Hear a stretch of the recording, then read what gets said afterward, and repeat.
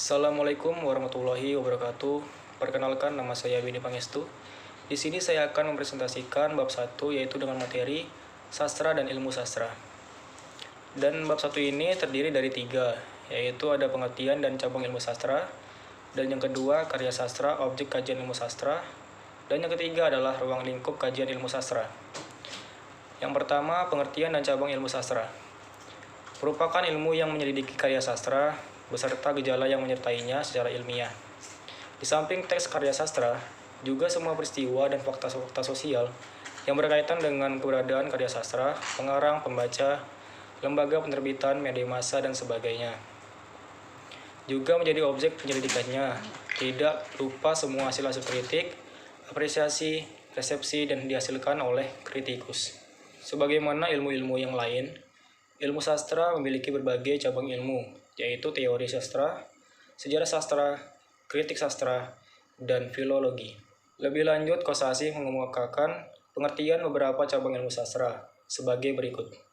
Yang pertama adalah teori sastra adalah cabang ilmu sastra yang mempelajari prinsip-prinsip dasar sastra, seperti sifat, struktur, dan jenis karya sastra.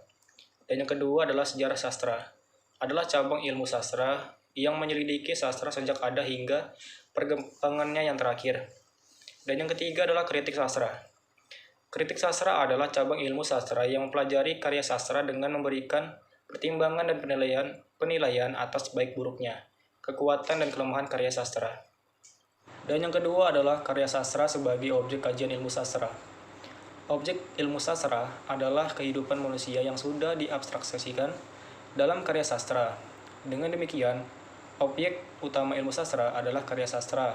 Sebagai objek ilmu sastra, hakikat karya sastra mesti dipahami sebelum memahami bagaimana ilmu sastra mengajinya.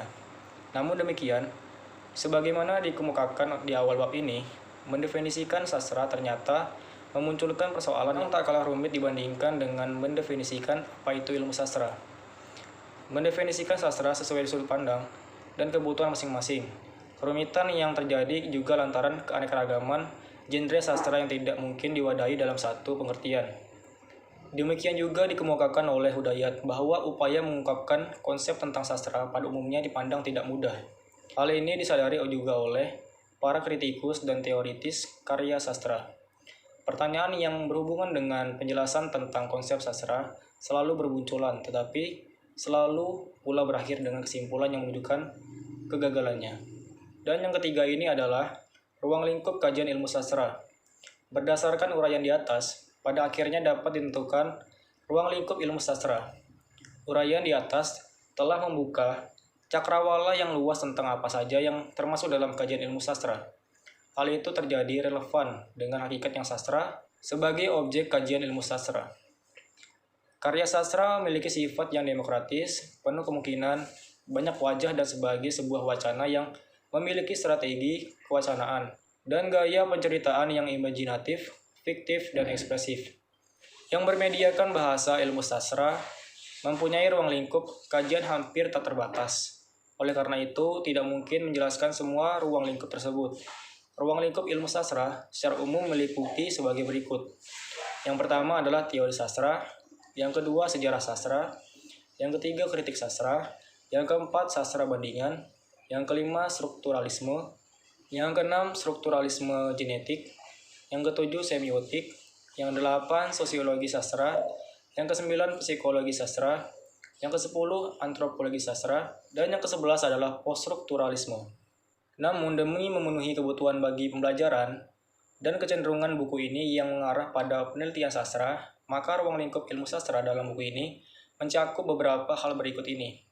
Yang pertama adalah teori sastra, yang meliputi teori-teori di wilayah strukturalisme dan poststrukturalisme. Yang kedua, struktur, hierarki dalam penelitian sastra, pendekatan teori dan metode. Yang ketiga, beberapa pendekatan dalam penelitian sastra. Yang keempat, beberapa alternatif pendekatan sastra multidisipliner seperti analisis, framing, analisis wacana kritis, etnografi, analisis sastra, dan semangat zaman. Sekian dari presentasi saya ucapkan terima kasih. Wassalamualaikum warahmatullahi wabarakatuh.